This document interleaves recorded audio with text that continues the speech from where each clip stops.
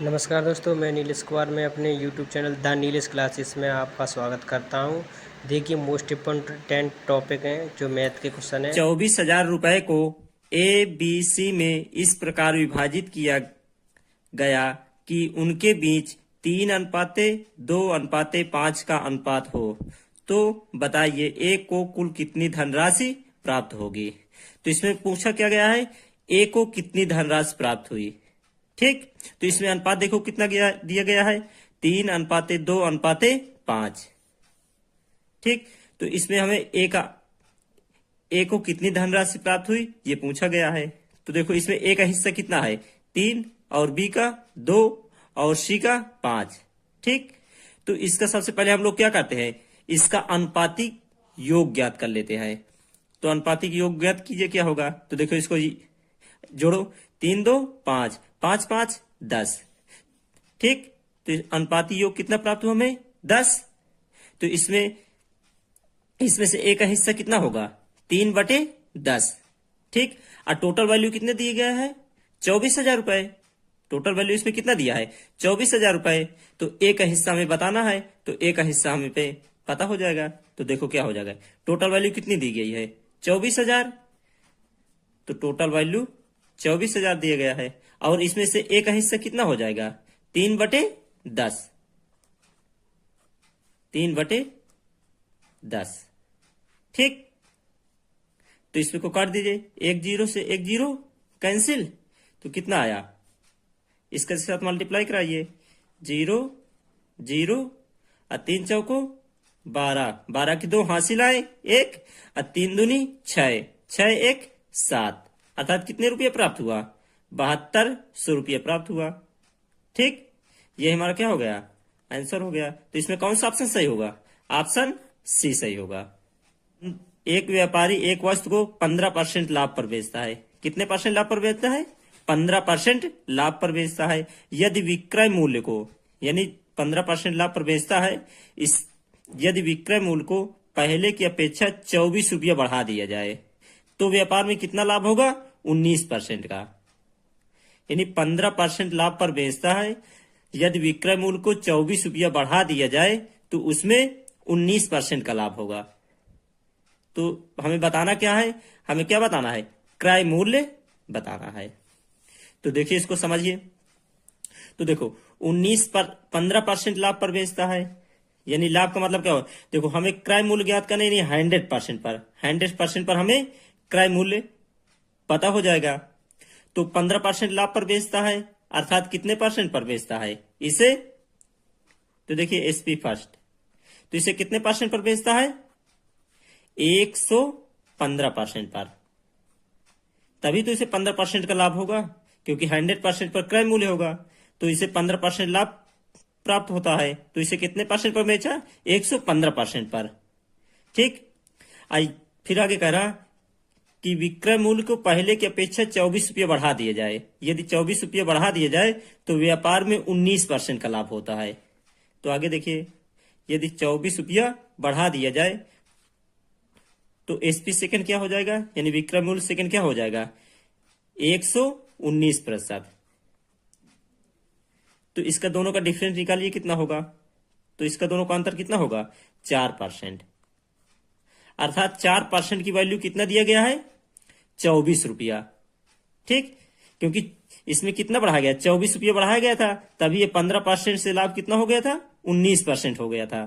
तो अर्थात इसमें कितने का अंतर हुआ, 4% का। अर्थात 4% की वैल्यू कितने प्राप्त हुआ हमें, 24 रुपया।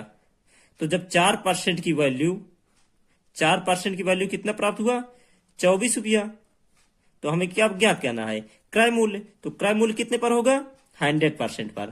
कितने पर होगा, तो 100% की वैल्यू हमें ज्ञात करनी है। तो 100% की वैल्यू हम क्या माना x है। ठीक, अब इसको काट दीजिए। तो देखिए 4 से इसको काटो, परसेंट से परसेंट तो कट जाएगा। देखो 4 से काटो, 4 1 कम 4, 4 6 24।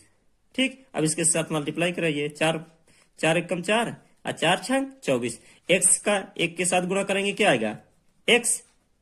इस 100 का 6 के साथ करेंगे कितना आएगा, 600।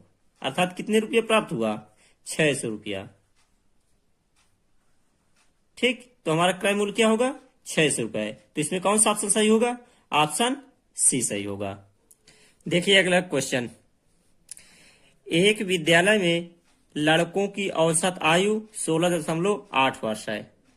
लड़कों की औसत आयु कितना दिया गया? 16.8 वर्ष है, जबकि लड़कियों की औसत आयु 15.8 वर्ष है, एवं सभी विद्यार्थियों को मिलाकर औसत आयु 16.4 वर्ष हो, तो लड़के और लड़कियों की संख्या में अनुपात ज्ञात कीजिए।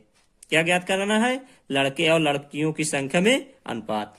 तो इसमें देखिए बॉयज गर्ल, तो बॉयज का अनुपात कितना दिया है? लड़कों का अनुपात कितना दिया गया है? 16.8, और लड़कियों का अनुपात कितना दिया गया है? 15.8, और इन सभी का एवरेज कितना दिया गया है? दोनों को मिलाकर लड़के और लड़कियों का औसत अनुपात कितना दिया गया है? 16.4 वर्ष। तो इसको हल कर लीजिए।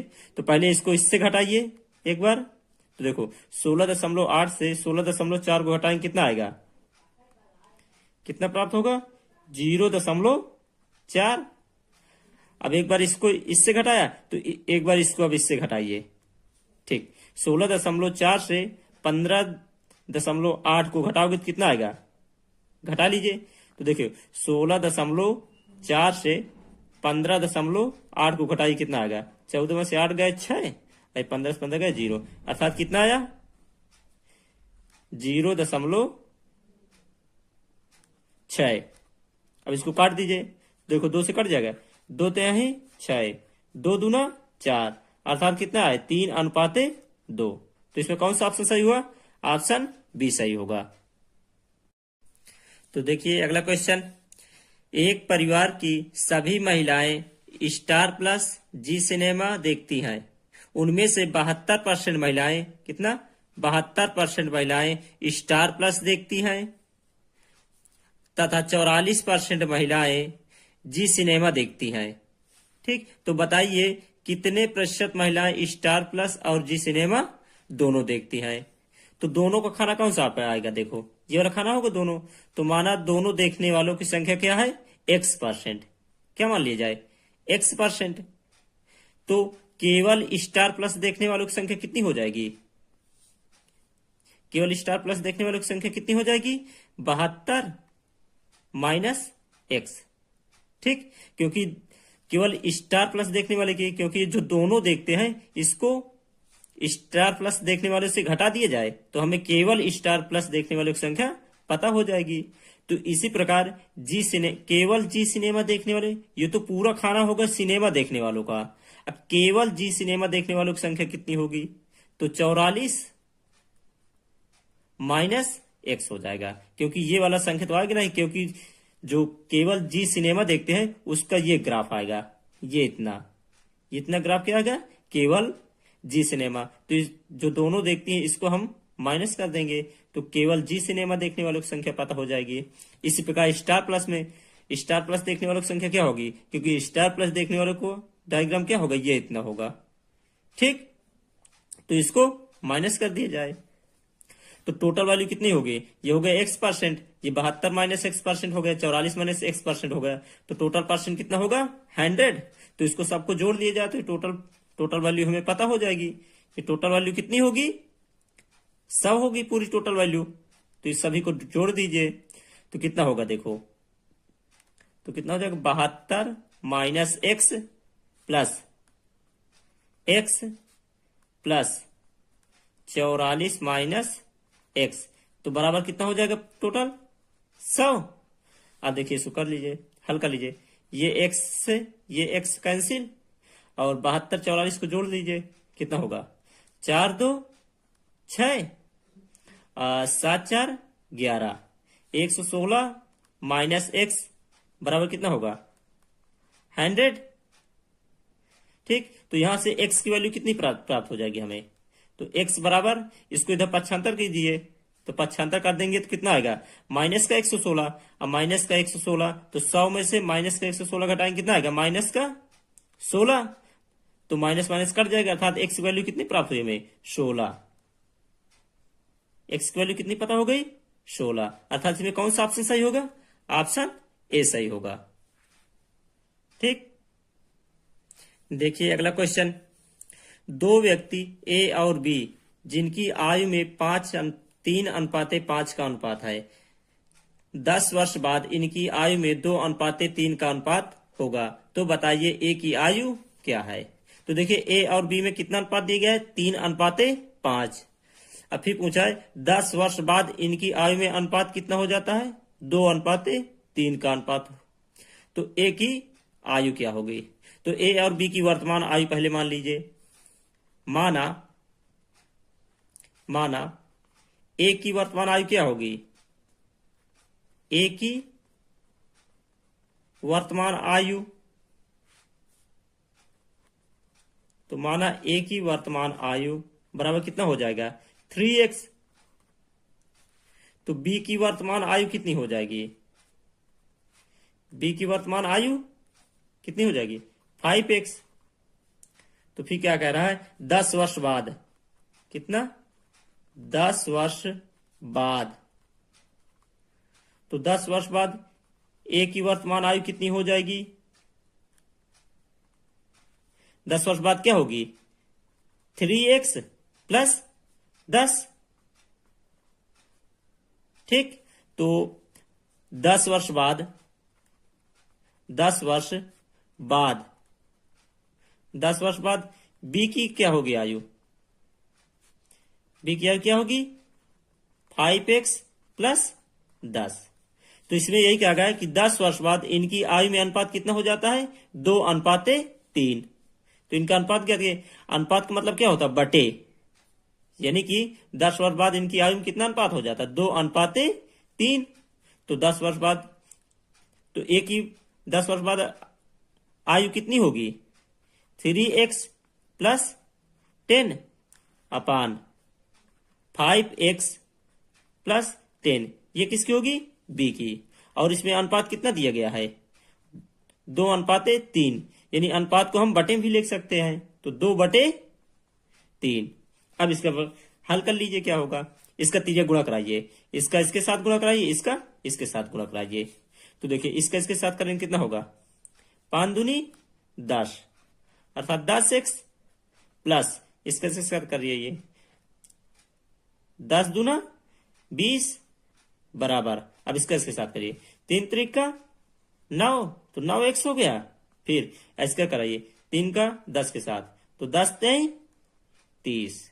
अब x वाले को एक तरफ पक्षांतर कर लीजिए, यानी चर पद को एक तरफ कर लीजिए और अचर पद को एक तरफ कर लीजिए। तो कितना हो जाएगा? ये 10x माइनस इधर कितना हो जाएगा? 9x बराबर, इधर 30 है और इधर ये 20 का है प्लस का है, तो इधर जाएगा माइनस का 20 हो जाएगा। तो अर्थात 10x से 9x घट जाएगा तो कितना बचेगा? 1x। तो x बराबर 30 में से 20 का कितना बचेगा? 10। अर्थात x की वैल्यू कितनी पता हो गई हमें? 10। तो इसे पूछा क्या है? a की आयु पूछा गया है। तो a की वर्तमान आयु हमने क्या माना है? 3x। तो यहां पर से a की आयु कितनी पता हो जाएगी? 3 गुणते x की वैल्यू रख दीजिए।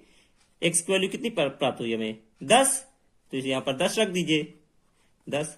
तो हल कर कितना हो? 10 नहीं 30 वर्ष। अर्थात a की आयु कितनी होगी? 30 वर्ष। तो इसमें ऑप्शन डी सही होगा। कौन सा ऑप्शन सही होगा? डी। देखिए अगला क्वेश्चन क्या कर रहा है? 12 वस्तुओं का क्रय मूल्य 9 वस्तुओं के विक्रय मूल्य के बराबर है, तो व्यापार में होने वाला लाभ या हानि प्रतिशत बताइए। तो इसमें देखिए, तो इस सवाल को देखिए, यदि x वस्तु का क्रय मूल्य, x वस्तु का क्रय मूल्य y वस्तु के विक्रय मूल्य के बराबर हो, यदि x वस्तु का क्रय मूल्य y वस्तु के विक्रय मूल्य के बराबर हो, तो इसे कैसे ज्ञात कर रहे हैं? यदि x वस्तु का क्रय मूल्य y वस्तु के विक्रय मूल्य के बराबर हो, तो इसका सूत्र होता है x माइनस वाई अपान y गुणते 100%। ठीक, यदि x वस्तु का क्रय मूल्य y वस्तु के विक्रय मूल्य के बराबर हो तो व्यापार में होने वाला लाभ या हानि प्रतिशत बराबर, लाभ या हानि प्रतिशत बराबर क्या होता है, x माइनस का वाई अपान वाई गुणते 100%। इसी से रख दीजिए, ये सवाल सॉल्व हो जाएगा। ठीक, तो इसमें देखिए x की वैल्यू कितना दिया गया है 12, x की वैल्यू कितना दिया गया है यहाँ पर 12, तो x के स्थान पर 12 रखिए, माइनस y की वैल्यू कितना दिया गया है 9, तो y के स्थान पर 9 बटे y की वैल्यू कितनी दी गई है 9, तो y के स्थान पर रखिए 9, और गुणे 100% होता है, गुणे 100%। तो करिए इसको, तो देखिए 12 में से 9 गए 3, अब बटे कितना बचा 9 गुणे 100 गुणे 100 प्रतिशत है प्रतिशत। तो अब काटिए, जब कटे 3 एक कम 3, 3 त्रिक का 9, अर्थात कितना आया, अर्थात कितना पता हुआ हमें 100/3। अब इस 3 का भाग दीजिए 100 में, 3 त्रिक का 9, कितना बढ़ा 1, फिर कितना बढ़ा 3 त्रिक का 9, 1 बढ़ा 1/3%। अर्थात